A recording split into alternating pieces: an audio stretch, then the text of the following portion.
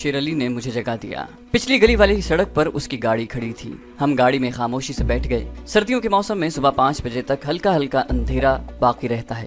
نئی دلی کی سڑکوں پر بتیاں جل رہی تھیں۔ گاڑیوں کی ٹریننگ ابھی سے شروع ہو گئی تھی۔ شیر علی نے نئی دلی کے اسٹیشن سے کچھ فاصلے پر ہی گاڑی کو روک دیا اور میری طرف دیکھ کر کہا، خدا پر بھروسہ رکھنا، تمہارے سامنے بڑا اہم مگر خطرناک مشن ہے۔ ایک بات میں تمہیں ضرور کہوں گا، کمانڈو جاسوس کے ہر وقت پکڑے جانے کا خطرہ ہوتا ہے۔ اگر کبھی پکڑے گئے اور دشمن کے تشدد کی اذیت برداشت نہ کر سکے اور موت سامنے آ کر کھڑی ہو گئی تو ہم میں سے کسی کا نام زبان پر نہ لانا۔ میں نے شیر علی کا ہاتھ دونوں ہاتھوں میں لے کر کہا، اس سے پہلے کہ آپ لوگوں کا نام میری زبان پر آئے، میری زبان ہمیشہ کے لیے خاموش ہو چکی ہوگی۔ شیر علی نے گاڑی سے باہر نکل کر مجھے گلے لگایا اور مجھ سے مزید کوئی بات نہ کی۔ خدا حافظ بھی نہ کہا اور گاڑی میں بیٹھ کر وہاں سے چلا گیا۔ نئی دلی کا ریلوے اسٹیشن اب بہت شاندار ہو گیا ہے۔ کہتے ہیں کسی زمانے میں یہ چھوٹا سا اسٹیشن ہوا کرتا تھا۔ باہر گاڑیاں پارکنگ میں کھڑی تھیں۔ صبح ہو رہی تھی۔ ٹکٹ میرے پاس ہی تھا۔ میں گیٹ پر ٹکٹ چیکر کو ٹکٹ دکھا کر پلیٹ فارم پر آ گیا اور سیکنڈ کلاس کے ریفریشمنٹ روم میں جا کر بیٹھ گیا۔ بروڑا ایکسپریس نے دلی سے آنا تھا۔ وہ کچھ لیٹ آئی۔ میری سیٹ سیکنڈ کلاس میں ریزرو تھی۔ یہ 4 سیٹوں والا ڈبہ تھا۔ 3 اور مسافر پہلے سے بیٹھے تھے۔ میں نے ان کی طرف زیادہ دھیان نہ دیا اور اپنی سیٹ پر آرام سے بیٹھ گیا۔ نئی دلی سے احمد آباد تک کافی لمبا سفر تھا۔ ٹرین پورے راجستھان میں سے ہو کر گزری۔ راستے میں جو بڑے بڑے شہر آئے ان کے نام مجھے آج بھی یاد ہیں۔ پہلے الور کا اسٹیشن آیا، پھر جے پور اور اجمیر شریف آئے، اس کے بعد بیوار اور ادھے پور کے اسٹیشن بھی گزر گئے۔ اس کے بعد احمد آباد تک کوئی بڑا شہر نہ آیا۔ ٹرین کافی دیر تک چلتی رہی۔ میں دوسرے دن صبح 9 بجے کے قریب احمد آباد پہنچا۔ راستے میں ایک جگہ ٹرین کو لائن زیر تعمیر ہونے کی وجہ سے کافی دیر رکنا پڑا۔ احمد آباد کا ریلوے اسٹیشن میں نے اس سے پہلے نہیں دیکھا تھا۔ ٹرین پلیٹ فارم نمبر 7 پر کھڑی ہوئی۔ میں ایک قلی سے پوچھ کر پلیٹ فارم نمبر 1 پر آ گیا۔ میں بک سٹال تلاش کرنے لگا۔ آخر ایک جگہ مجھے کاؤنٹر کے اوپر رسالے اور کتابیں وغیرہ نظر آئیں۔ میں بک سٹال کی طرف بڑھا۔ بک سٹال کے کونے میں ایک شخص کاؤنٹر پر کوہنی ٹکائے بڑے سکون سے کھڑا بیڑی پی رہا تھا۔ میں نے اسے پہچان لیا، یہ کریم بھائی تھا۔ میں نے آگے بڑھ کر اسے السلام علیکم کہا اور اس سے مصافحہ کیا۔ کریم بھائی نے کوڈ الفاظ استعمال کرتے ہوئے مجھ سے پوچھا، آپ نے تو پچھلے اسٹیشن پر اترنا تھا۔ میں نے اس کے جواب میں خفیہ زبان میں کہا، مجھے شیر کے شکار کا شوق ہے، کیا تم مجھے شیر کے شکار کے لیے لے چلو گے؟ کریم بھائی نے بیڑی پھینک دی اور ہاتھ کے اشارے سے کہا، میرے ساتھ آؤ۔ وہ مجھے لے کر اسٹیشن سے باہر آ گیا، جہاں واقعی موسم بڑا خوشگوار تھا۔ سردی نہ ہونے کے برابر تھی۔ میں نے جیکٹ کے بٹن کھول دیے۔ اسٹیشن کے باہر بڑی رونق تھی۔ گجراتی لوگ دھوتی کرتا پینٹ قمیض پہنے سڑک پر آ جا رہے تھے۔ ان کے رنگ زرد تھے۔ گجراتی عورتیں رنگ برنگی ساڑیوں میں ملبوس تھیں۔ کچھ شلوار قمیض والی عورتیں بھی نظر آئیں۔ سڑک پر خوب ٹریفک تھی۔ سامنے ایک دیوار پر فلموں کے گجراتی اور ہندی زبانوں میں لکھے ہوئے بڑے بڑے پوسٹر لگے تھے۔ ایک طرف رکشہ اور ٹیکسی سٹینڈ تھا۔ کئی مردوں نے کندھوں پر چھتریاں لٹکا رکھی تھیں۔ کریم بھائی مجھ سے 2-3 قدم آگے چل رہا تھا۔ میں سمجھ گیا کہ وہ میرے اور اپنے درمیان فاصلہ رکھنا چاہتا ہے۔ میں نے اس کے قریب ہونے کی کوشش نہ کی۔ ایک طرف پارکنگ سٹینڈ پر کچھ گاڑیاں کھڑی تھیں۔ کریم بھائی نے ایک پرانی بوسیدہ سی نسواری رنگ کی چھوٹی مورس گاڑی کا دروازہ کھولا اور مجھے پچھلی سیٹ پر بیٹھنے کا اشارہ کیا۔ گاڑی اسٹیشن کے احاطے سے نکل کر احمد آباد کے بازاروں میں سے گزرنے لگی۔ اس وقت تک احمد آباد میرے لیے بالکل اجنبی شہر تھا، لیکن کچھ عرصے بعد شہر کی تمام سڑکوں، محلوں اور ماڈرن بستیوں اور کالونیوں سے واقف ہو گیا تھا۔ چنانچہ میں یہاں یہ ظاہر نہیں کروں گا کہ کریم بھائی مجھے شہر سے باہر کون سی بستی اور علاقے میں لے گیا۔ اس نے گاڑی ایک جگہ درختوں کے پاس کھڑی کر دی، جہاں آس پاس آبادی کافی فاصلے پر تھی۔ دور ریلوے لائن تھی، جہاں ایک مال گاڑی گزر رہی تھی۔ کریم بھائی مجھے ساتھ لے کر ایک طرف چل پڑا۔ یہ غیر آباد علاقہ تھا۔ ایک جانب کافی دور فیکٹریوں کی چمنیاں دھواں اگل رہی تھیں۔ ایک کوارٹر نما کھپریل کی ڈھلوان چھت والا شکستہ سا مکان آ گیا، جس کے احاطے میں لکڑی کے پرانے کھوکھے اور ریفریجریٹروں کے خالی خول اور ادھر ادھر پڑے تھے۔ ان پر زنگ لگ رہا تھا۔ کوارٹر کے آگے چھوٹا سا ورانڈا تھا۔ کریم بھائی نے چابی لگا کر کمرے کا دروازہ کھولا۔ ہم اندر چلے گئے۔ یہ چھوٹا سا معمولی سامان والا کمرہ تھا۔ ایک پرانا پلنگ، 2 بید کی کرسیاں، ایک سٹول، ایک تپائی تھی۔ دیواریں بالکل خالی تھیں۔ ایک کھڑکی تھی جو پچھلی طرف نکلتی تھی۔ کریم بھائی نے کھڑکی کھولی اور دوسری طرف تاڑ کے درخت نظر پڑے اور تازہ ہوا اندر آئی۔ تم بیٹھو، میں چائے بنا کر لاتا ہوں۔ کچن برآمدے میں ایک طرف بنا ہوا تھا۔ میں کرسی پر بیٹھ گیا اور کریم بھائی کے بارے میں سوچنے لگا کہ یہ کس قسم کا آدمی ہے۔ حقیقت یہ ہے کہ اس شخص نے مجھے ذرا متاثر نہ کیا۔ شیر علی کے بیان کے مطابق اس شخص کو میرے انتہائی اہم مشن میں بڑا خاص رول ادا کرنا تھا، مگر مجھے نہیں لگتا تھا کہ یہ شخص کریم بھائی اتنے ذمہ دار فرائض کو ادا کر سکے گا۔ لیکن بعد میں مجھ پر انکشاف ہوا کہ یہ شخص واقعی کمال کی خوبیوں کا مالک تھا۔ उसने शहर के एक बाजार में टीवी और रेफ्रिजरेटरों की मरम्मत की दुकान खोल रखी थी। उम्र 40 के करीब थी, शादी नहीं की थी। अपनी दुकान के ऊपर चौबारे में अकेला रहता था। महल्ले की मस्जिद और जैन मंदिर को हर माह बाकायदगी से चंदा देता था। जैनी हिंदुओं पर असर डालने के लिए उसने अपनी दुकान के आगे प्लास्टिक का टब रखा हुआ था, जिसमें हर रोज वो पिसा हुआ नमक डाला करता था। गायें वहां से गुजरते हुए नमक चाटा करती थीं।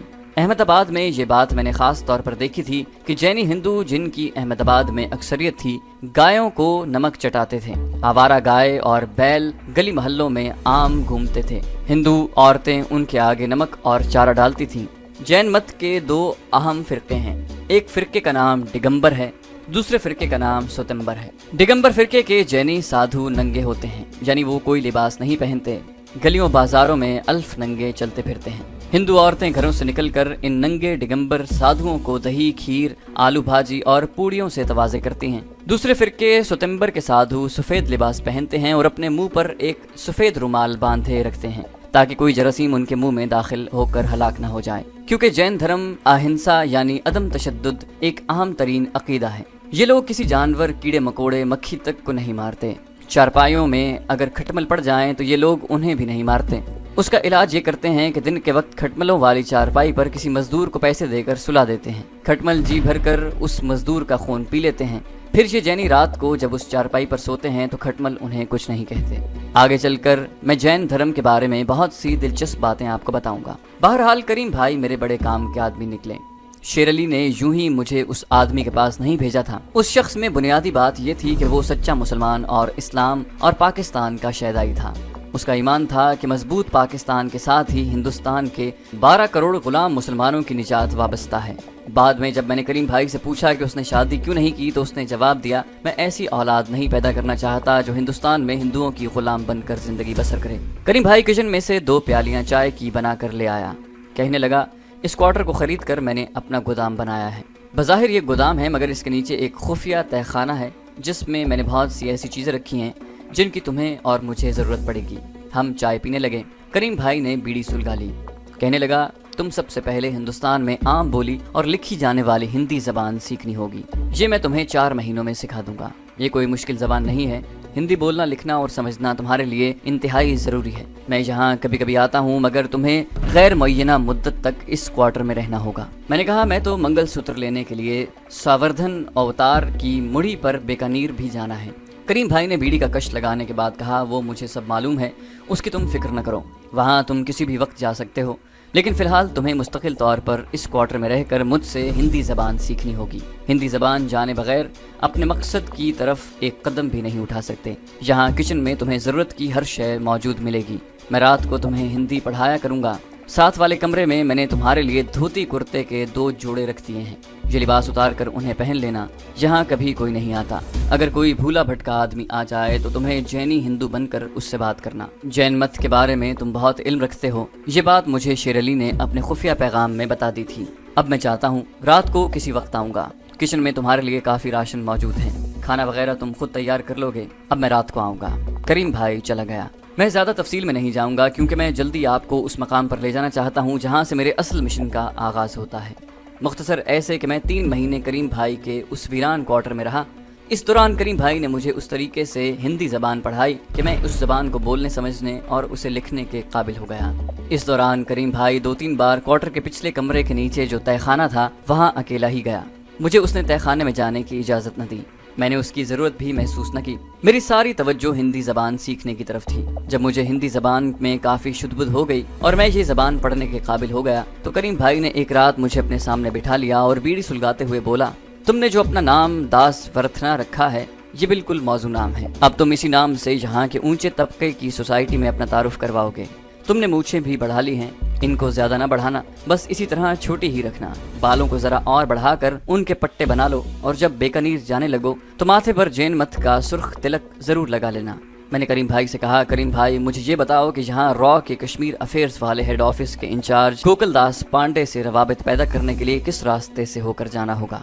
करीम भाई मुस्कुराया। इंडिया की ऊंची सोसाइटी, खास तौर पर हिंदू सोसाइटी में राह रस्म बढ़ाने का सिर्फ एक ही रास्ता है और वो शराब और औरत है। शराब तुम नहीं पियोगे क्योंकि तुम एक जैनी विद्वान और जैन धर्म के कट्टर पैरोकार की हैसियत से गोकुलदास पांडे तक पहुंचना चाहते हो। इसके लिए भी किसी औरत का सहारा बहुत जरूरी है। तुमने सुना होगा, बल्कि अखबारों में छपी हुई तस्वीरों में देखा होगा कि इंडिया का सबसे बड़ा लीडर गांधी भी 2 नौजवान लड़कियों के कंधों पर हाथ रखकर जलसे जुलूसों में आया करता था। यहाँ इस किस्म की बातों को बुरा नहीं समझा जाता। ऊंचे तबके की हिंदू सोसाइटी किस कदर मादर पिदर आज़ाद है, इसका अंदाज़ा तुम्हें खुद आगे चलकर हो जाएगा। मैं तुम्हें अपनी मालूमात के हवाले से इतना ज़रूर बता देना चाहता हूँ कि रॉ हेड ऑफिस के इंचार्ज और इस्लाम दुश्मन, पाकिस्तान दुश्मन, कट्टर जैनी गोकुलदास पांडे की सिर्फ एक ही औलाद है, और वो एक जवान लड़की है जिसका नाम मीनाक्षी है। वो बड़ी तालीम याफ्ता लड़की है, उसने शादी नहीं की, वो शादी के खिलाफ है, आज़ाद ख्याल और पूरी फैशनेबल लड़की है। जहाँ अहमदाबाद में एक पक्की उम्र की खुश शक्ल हिंदू औरत रीना लेनी साराबाई ने अपना एक डांस सेंटर खोल रखा है। गोकुलदास पांडे की इकलौती बेटी मीनाक्षी उसी डांस सेंटर में म्यूजिक और डांस की तालीम हासिल कर रही है। तुम्हें मीनाक्षी तक रसाई हासिल करनी होगी। इस काम में मैं तुम्हारी मदद करूंगा। मीनाक्षी के जरिए तुम बड़ी आसानी से रॉ के अहमदाबाद वाले हेड ऑफिस के इंचार्ज GD पांडे तक पहुंच सकोगे। लेकिन सबसे पहले अब तुम्हें बीकानेर सावर्धन की मुड़ी पर जाकर मंगलसूत्र हासिल करना होगा। मैंने उसे पूछा कि बीकानेर वहाँ से कितनी दूर है और मुझे किस रोज़ वहाँ जाना होगा। करीम भाई ने जवाब दिया, तुम इस्लाम के कमांडो सिपाही हो और कमांडो स्पाई के पास ज़ाया करने के लिए वक्त नहीं होता। तुम कल सुबह बीकानेर की तरफ रवाना हो जाओगे। मैं तुम्हें यहाँ से उठाकर रेलवे स्टेशन तक छोड़ाऊंगा। बीकानेर के लिए अहमदाबाद से सुबह सुबह एक ट्रेन रवाना होती है। तुम उस ट्रेन के जरिए बीकानेर पहुँचोगे। आगे तुम्हें मालूम है कि तुम्हें क्या करना है। मैं गौर करने लगा। बहुत ही बातों पर मुझे गौर करना पड़ा। मैं कांटों से भरे हुए एक जंगल में दाखिल हो रहा था। उसमें दाखिल होने से पहले मुझे कई बातें सोचनी थीं, कई बातों पर गौर करना था।